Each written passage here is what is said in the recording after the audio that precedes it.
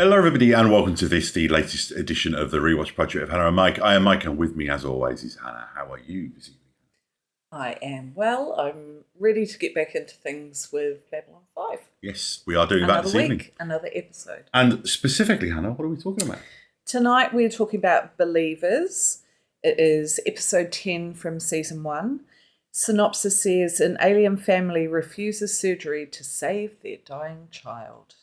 Dramatic. It is directed by Richard Compton and written by David Gerrold, and story edited by Larry DiTillio. Okay, David Gerrold. Yeah, so he was another Star Trek alumni. And it's funny as well because the Star Trek writers that Straczynski has on Babylon 5 are like OG Star Trek writers, like people who probably actually haven't worked that much in television in a decade at least at this point. I mean, David Gerrold, although David Gerrold was really young when he worked on the original Star Trek. I mean, he wrote Trials and Tribulations, the Tribble episode, but I think he was still a teenager. Oh, wow. I think he was like 18 or 19. He was really young when he wrote that. Because I remember seeing an interview with him in the 80s. Some kind of and he like just wonderkind. I think he was a fan. And, you know, Star Trek, up until New Trek, always had a real thing about discovering new talent and kind of letting the fans in. Yeah, I've always associated that with them, that it's they sort of encourage participation. Yeah, they've got kind of like submissions. Well, they used to have open submissions policy. And, you know, they took on interns. I mean, on the Next Gen, like people like Brannon Braga and Ronald Moore, they literally they watched Star Trek The Next Generation and just wrote a script and sent it in and launched careers on the basis of that, which is crazy. But yeah, so this is a non-JMS episode, so I'm guessing it's not going to be necessarily a story arc heavy one. So we may not need to do a spoiler section, but we'll see. The proof is in the pudding. Couple of quick bits of housekeeping before we get onto that, though. Just a reminder that we do appreciate feedback. The easiest way to do that is if you watch us on YouTube, is just to leave comments here on the channel, or alternatively, you can email us at rewatchprojectpodcast@gmail.com. Likes and subscribes on YouTube are very much appreciated as well. Subscriptions really lead to the profile of the channel raising and more people watching and listening and ultimately feeding back, which is a huge motivator for doing these with a greater level of regularity. And also, we very much appreciate PayPal donations if you can afford to do so. I've noticed, actually, I might start saving up a bit for a new laptop for the, especially for the video podcast, because now this is really struggling with video editing. So I really could do with one that's got 12 gigabytes of RAM, because the software that's out there now for video editing is just too sophisticated for this poor thing. But we'll soldier on in the meantime. There's nothing wrong with that laptop. Well, there's not, apart from when you use it to do video. So, you know, we're not being mean about you, old fella. But this feels like when you and I got together and you immediately wanted to get rid of my TV. Well, let's not go back there again. I feel like we've covered this ground, probably on a podcast at some point. Probably. So just go back to one of the early Agents of I'm very reluctant to update tech, which is weird considering I use tech for my job. Yes. But yeah. But you know how it is. Sometimes software dates hardware out, and don't get me wrong, this laptop is still relatively new and runs really well. Yeah. It's just that video editing and video software takes a lot of juice. It's just evolved so much in the last 2 years, and also I think we've got better at it. So we're better than what we're using a little bit at this point. You wouldn't know it from this, but this is a very long-winded way of saying, give us your money if you can afford to do so without causing yourself any financial hardship. And if you can't afford to support the channel in that way, there's lots of other ways that you can support the channel, whether that be through get positive... your friends to subscribe. Yes. That would be a great way to I mean, do it. just watching and listening ultimately is enough. We don't ask for anything. Send us an email, feedback. Yeah. Watch Babylon 5. Tell us what you think. Yes, it goes a long way. But at the same time, if you are in a position to assist, then we are billionaires out there who fancy bankrolling this. Yeah. I don't know if you've seen the film Indecent Proposal, but it's a big yes from us. Basically, it's what we'll say. Excuse me. Either of us. In fairness, I'll tell you what. We'll do a special, right? 2 for 1, just for this month. It's Mother's Day this weekend, so I mean, you know. So yes, so Everything he just said there, please disregard. Much of it will be probably edited out anyway. But yes. So if you can support us without, breaking any laws, or that would be greatly appreciated. Do we have any feedback, Anna? Yes, we do. All right. Okay. This is on our last episode, Deathwalker. Mike's Musings, our regular feedbacker. I really love the beginning of this episode where Natoth picks up the wrench.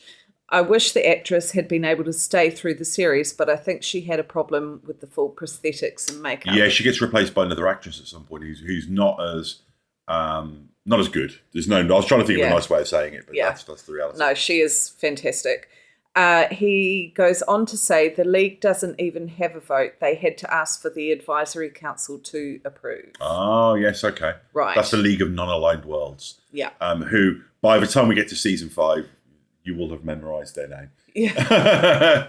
Don't count on it. The thing is, you were saying all the right words, just in the wrong order. Yeah. It was just kind of the Non-Aligned League of Worlds. Yeah. The Aligned Worlds League. None. Okay, thank you so much, Mike's Musings. Yeah, appreciate it, buddy. I hope you don't mind that I call you Mike's Musings, even though it's clearly not your handle name. It is nothing but affection. Yeah. The coolest of cool daddies has also responded to us, saying capturing the dentist and dental hygienist market. On the last episode, I was talking about some very healthy gnashes. Yes, very well. And also, this show was made before HD as well, so there probably wasn't as much need to be that well manicured back then anyway. So, I mean, that's the other thing. I'd imagine that there's that's Hollywood, baby. You've got to have a good set of teeth. You've got to future-proof the dentures, haven't you? But yeah. I'd imagine that there's been... That's what's been holding us back. Yeah. Well, you know, I mean, I am British. We're not known for our dentistry. Teeth, you know, it's the in The Simpsons, the grotesque book of British smiles or whatever it is, horrific photography. Cool Daddy goes on to say, I tried to get into The Expanse. I really wanted to. Somewhere in the second season, it became more work than fun. That's where I stopped. Yeah. I completely relate to that. It did become a wee bit homework-ified. And the thing is, again, this is one of those it's me, it's not you situations. I don't blame the show. I like a lot of shows. Andor's a really good example of that, where if the show connects with you and you're invested, you really can enjoy going along with the minutiae and drinking it in. But if that connection doesn't happen, and sometimes that is purely just a chemistry thing, you know, then the show can become a bit of a struggle. And I think that was the case with The Expanse. But God bless people who do connect with it, because God knows I've got stuff that I've connected with that not everyone has. And also I've got stuff that I've connected with that at other points in my life I haven't. So I still think there's an extremely good chance that at some point I'll sit down and start watching The Expanse and be like, oh yeah, okay, there it is. Farscape was like that for me. When the first time I watched the pilot, I was like, not for me. You just weren't in the zone for it. But I've been really enjoying it, and we're on season 3. Yeah, we're nearly 3/4 of the way through the show. Yeah, so, give it another try in a few years. Yeah. That's it. Brilliant. Okay, well, feedback, as I mentioned earlier on, can be left just here on the channel, or alternatively, you can email us at rewatchprojectpodcast@gmail.com. But for now, we are going to hit pause. We are going to watch, what's the episode called again? It's called Believers. Believers. Okay, so we're going to watch Believers, and then we will return and give you a non-spoiler review of it. And then if we are sufficiently moved to get into spoilers, we will do so, but we will signpost that very clearly. So back in 44 minutes or so of our time, and just 3 30 shakes seconds of the lamb's tail. Right back. And we're back. So we just finished watching Believers from season 1 of Babylon 5. Hannah, initial thoughts on this episode? I didn't realise that what I needed today was a sci-fi medical drama, anti-vax surgery conspiracy in my life, but that's what I needed. That's what you got. Yeah. I loved it. It was great, and it was such a good one-off episode. You know, it didn't really do anything other than expand characters and the station and the world and sort of flesh that out a wee bit more. I found myself flip-flopping between who was right and who was wrong. Because of course we share the same values as the Doctor, of course. Yeah.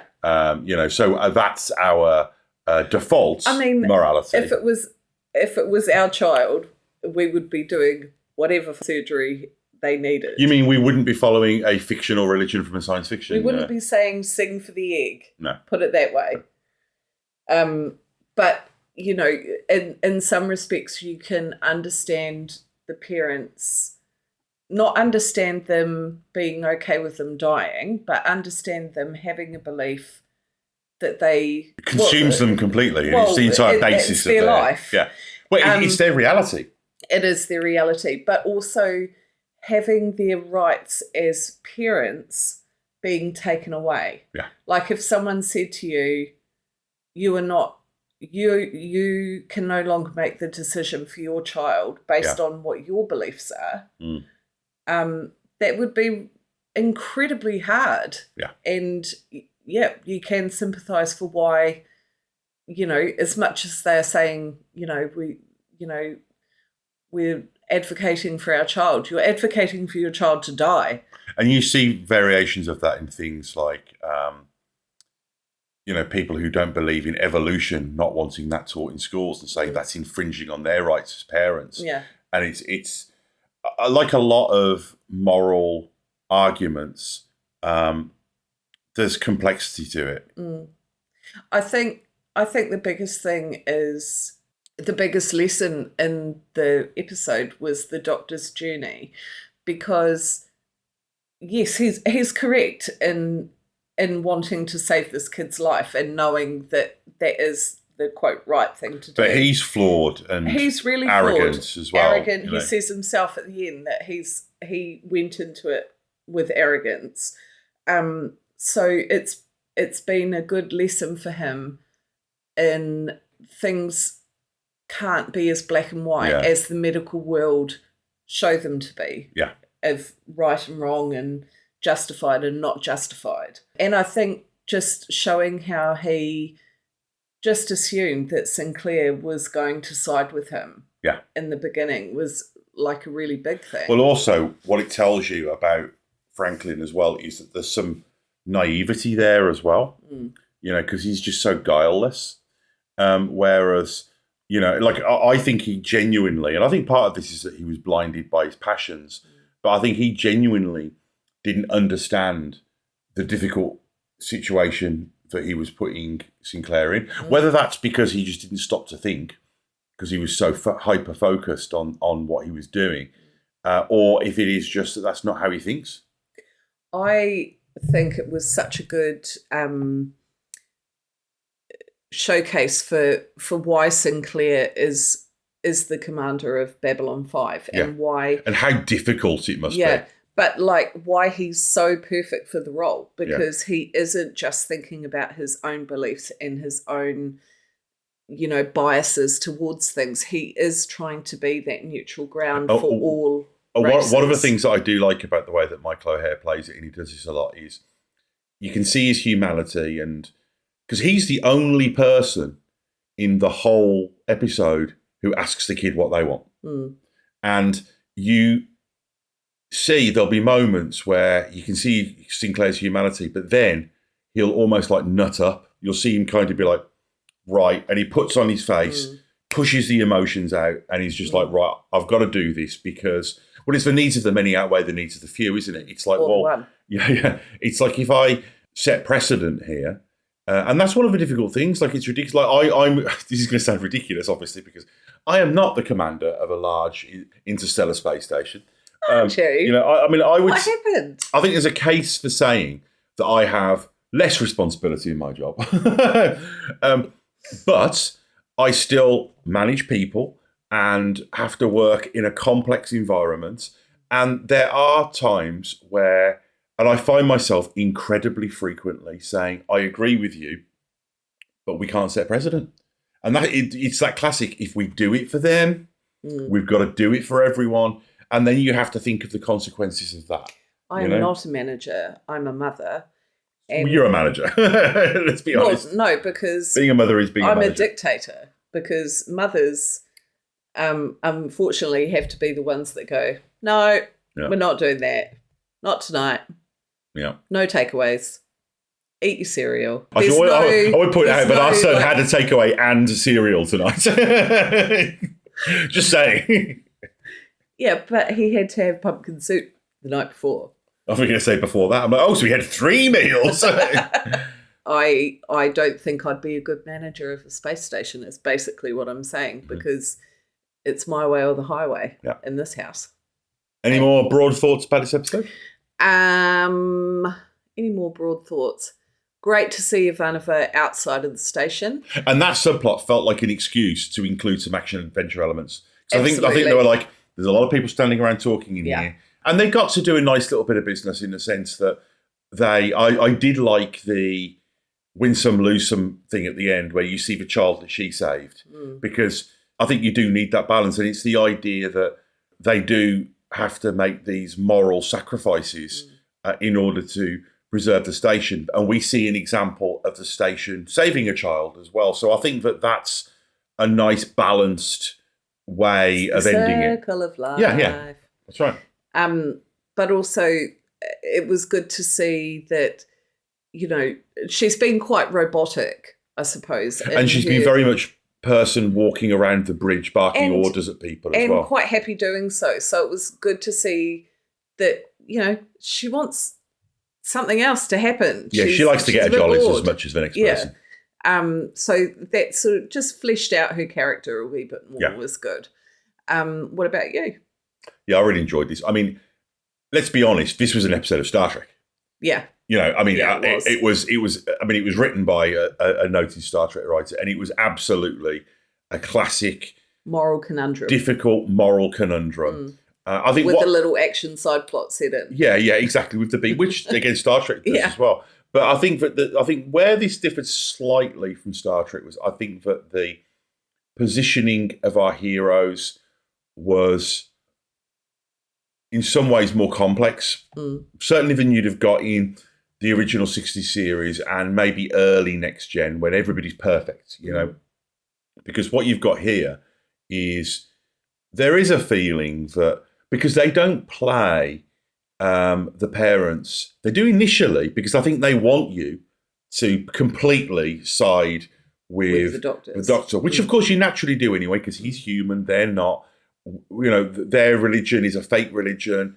They're played as being very aggressive, but over the episode, the thing that is nice is that you do get to see the parents being emotional. You do get to see their heartbreak and their sadness, and conversely, you do get to see Franklin overeat the pudding. Yeah, exactly. So, whereas I think what Star Trek often would do, particularly the 60s show, is you'd have these moral dilemmas, but ultimately the humans are right. You know, so I think that what this did that was a little bit more sophisticated in some ways was by affording more. It was fairer in some ways.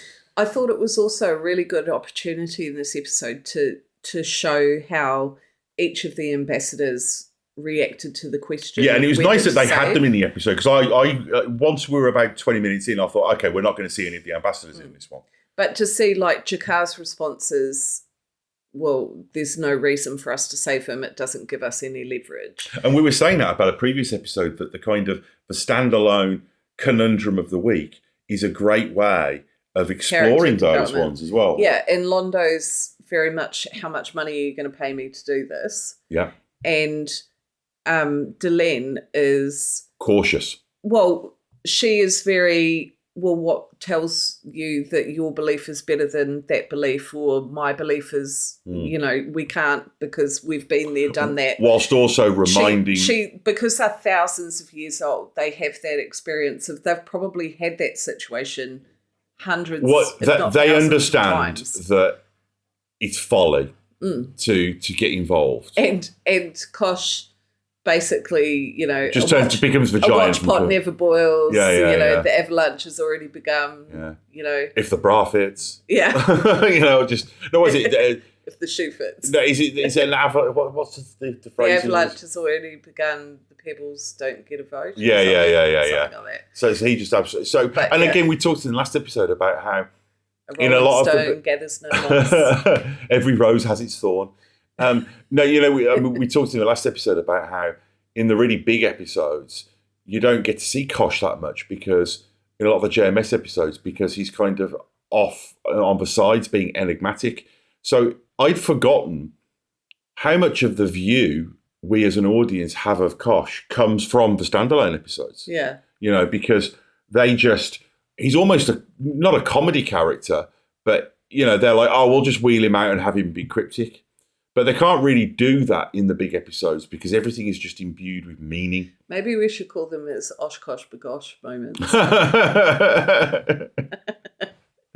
I think that we can workshop that maybe, but not much. I think I feel like it's almost there. Maybe if he's really surprised. Oshkosh Bagosh. I also wonder if the writers of the Orville have seen this episode. This felt very Orville. Yeah.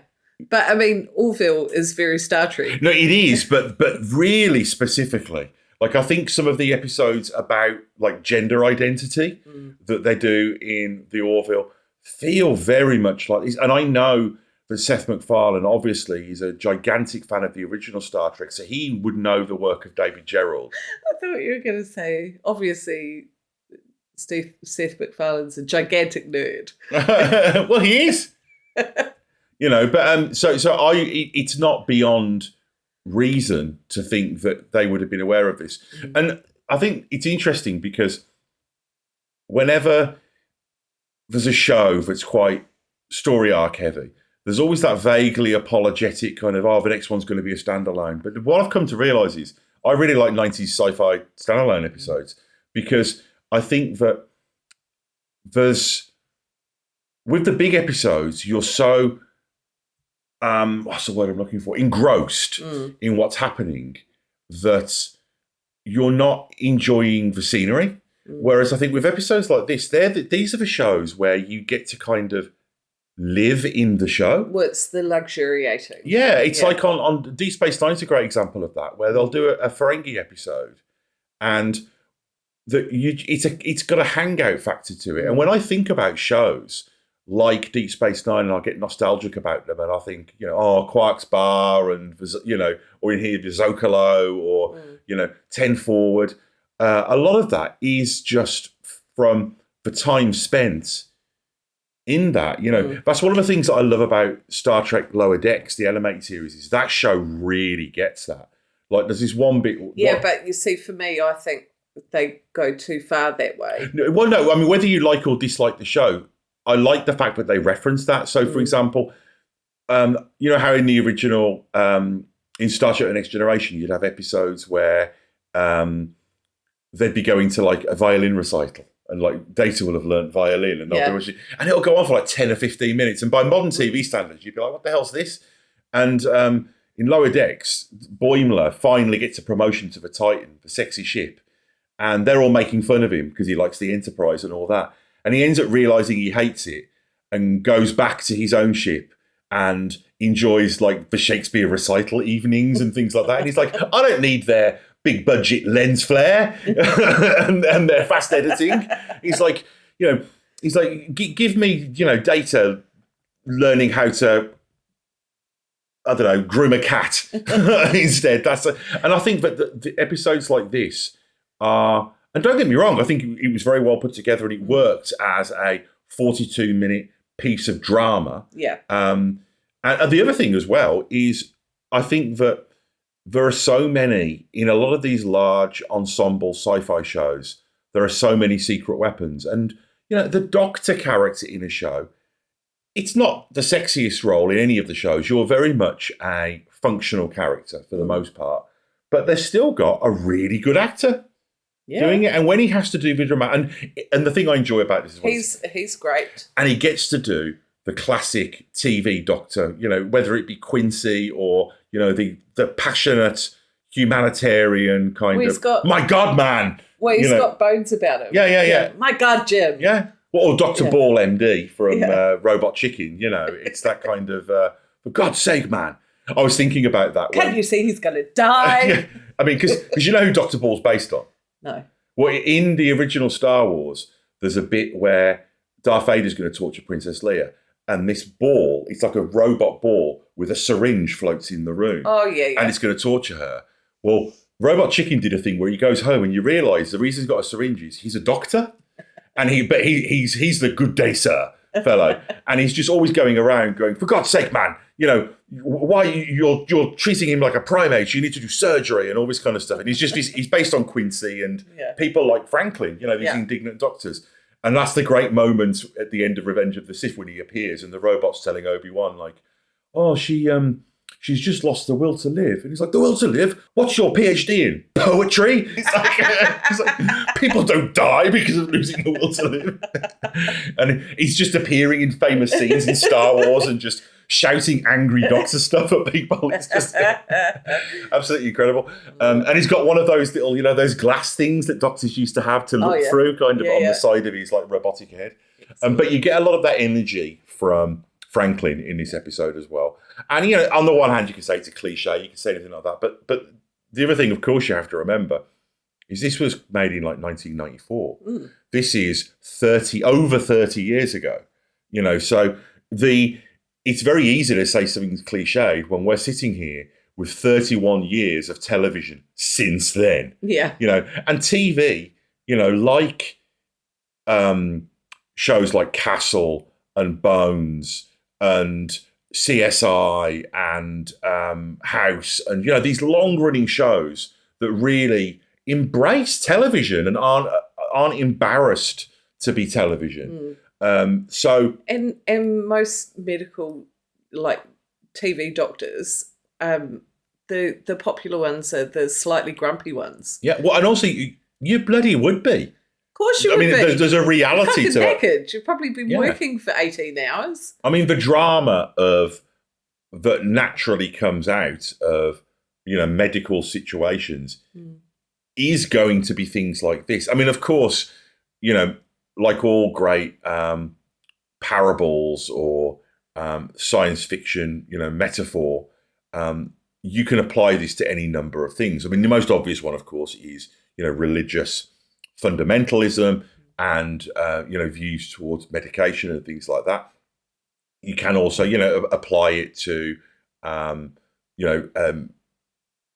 transgender transitioning, or you can also look at it from the perspective of, how, in certain areas, homosexuality is treated as something that's curable, just sort of, well, let's get into a bit of a breakdown. I don't want to go into too much detail, but there are a couple of moments I don't think we're going to have a spoiler section. Yeah. No, and also, we have actually sort of done a fair bit on this one. Have we? So I want to mention one of the bits of casting. The mother is played by Trisha O'Neill, who played, she was the first female captain of the Enterprise. She was in the Star Trek episode Yesterday's Enterprise, where we see the captain of the Enterprise C for the first time. Oh, yeah. The Enterprise before the one Picard was on, because C comes before D in the alphabet, Hannah, my young friend.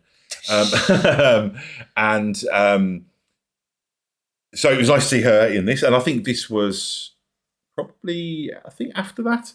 We also get some more references to science fiction literature, which is one of the big predilections of this show as well, with the Asimov, obviously after Isaac Asimov. We get some really good stuff in this episode about, and I think we get more of this in the standalones than anything, about just how delicate the balance on the station is and how easy it would be to upset things.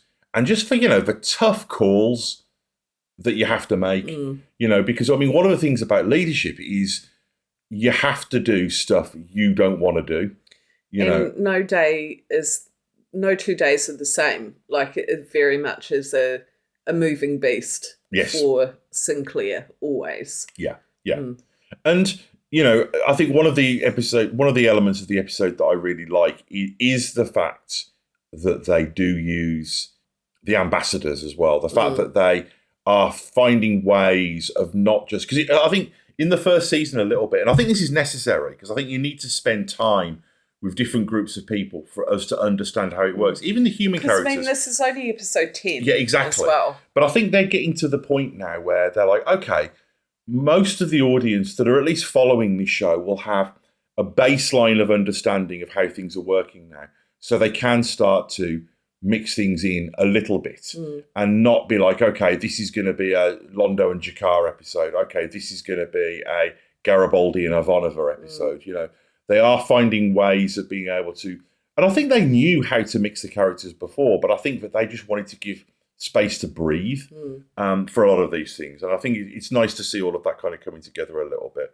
It's interesting when Sinclair gets the kid to tell him his story as well. Like, we don't see it, but we see afterwards that I think Sinclair understands on an instinctive level what the cost of forcing this on them might be, and is ultimately right about that. And I think there's an interesting discussion about Franklin saying things like, we'll worry about that after we've done the surgery, and we'll worry about that later.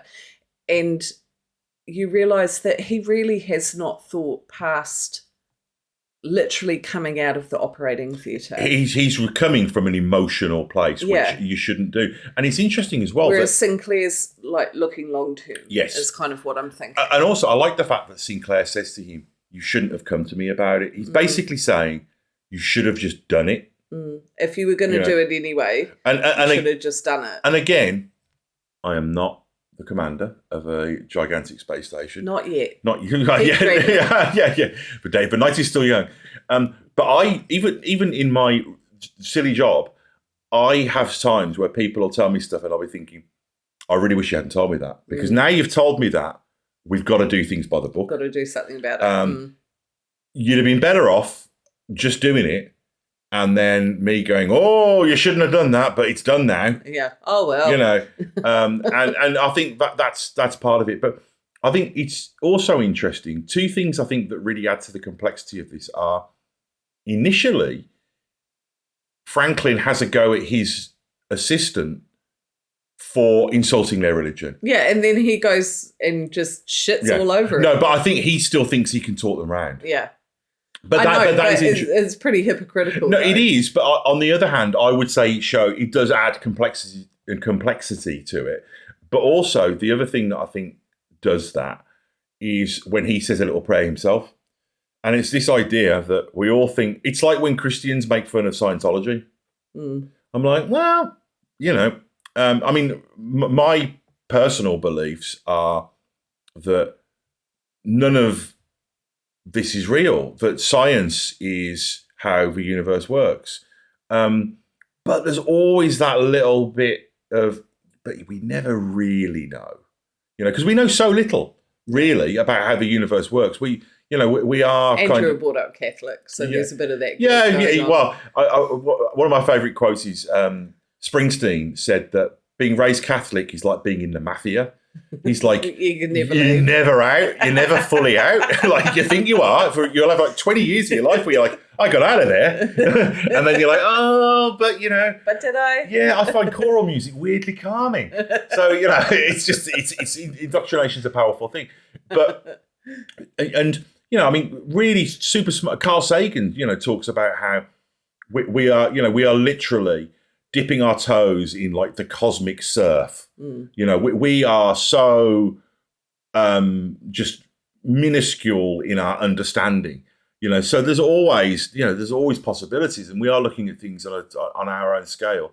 But at the same time, it's not as simple as doing what you believe, And I think that one of the things that's interesting about rewatching things like Star Trek and Babylon 5 is how your perspective changes. Because I remember first watching this and just shouting at the screen, just operate on the kid, just right. Whereas now I'm kind of like, my sympathies aren't with the kid anymore when I watch this now. My sympathies were like, oh God, Sinclair's gonna have to do some paperwork, isn't he?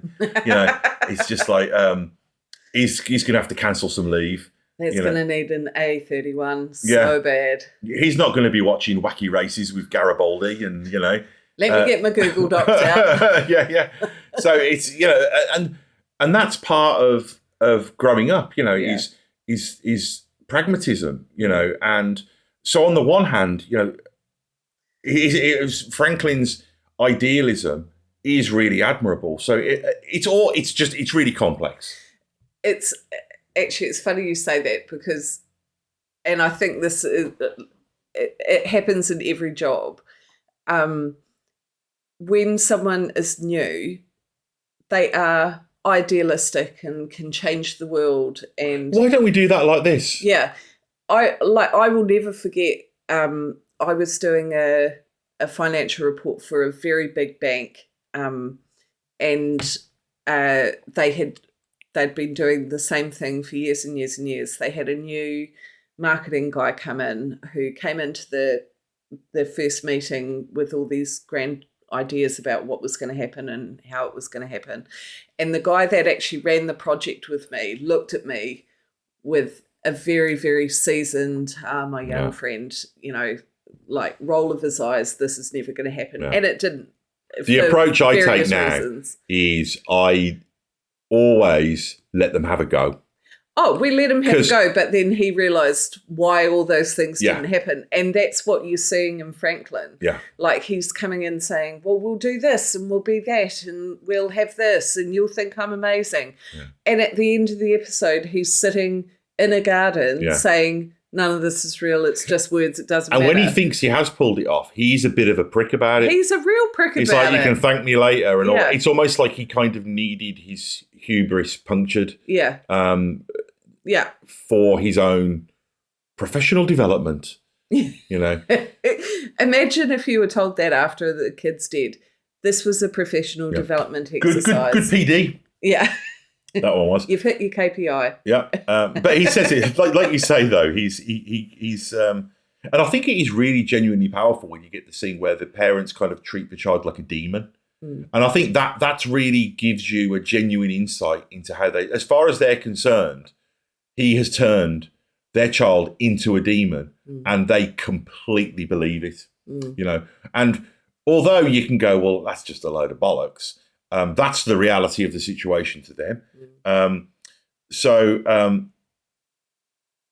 I like the moment at the end. Sometimes it works out and sometimes it doesn't. And I've got to say as well, that kind of the Asimov subplot, like I say, clearly the primary motivation for that is to sort of juice the episode a little bit and give it a bit of energy. And I think that's fine. I think it is good when you've got particularly an intense moral kind of shadow play going on.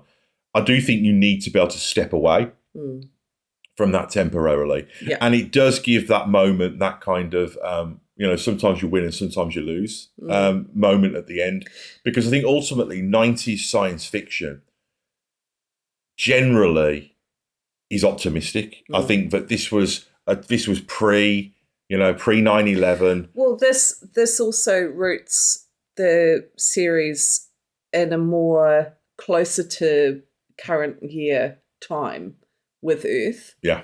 In the sense that it isn't super evolved, and you do have these big conundrums, and there is conflict and there is sadness as well as all the good stuff. It's also interesting how nobody wants to go near it. Like how everybody's just like, all the Earth people are like, oh, no, you got to figure this one out, mate. Yeah. And that's incredibly realistic. Thanks, not. Yeah. It's one of those things where when a really curly situation comes in, no one else is around. No. Everybody sort of backs away. Yeah, And this is one of those, you know. Any final thoughts, Hannah, before we wrap up? No, just really enjoyed it. I thought it was a good standalone episode. I'd give it an 8 out of 10. Yeah, it's a fun just hang out on the station episode. Watch a kid die. I will. That's how I like to spend a Thursday night.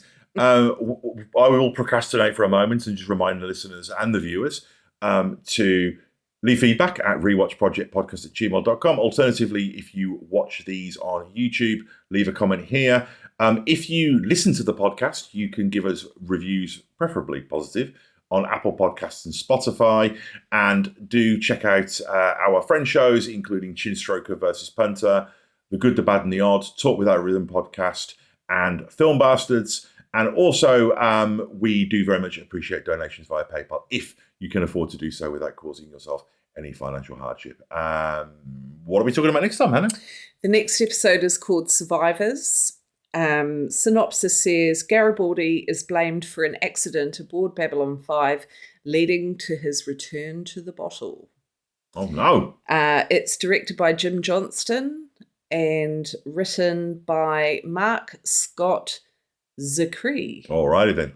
So we will be back very soon to talk more Babylon 5. Goodbye. Take care.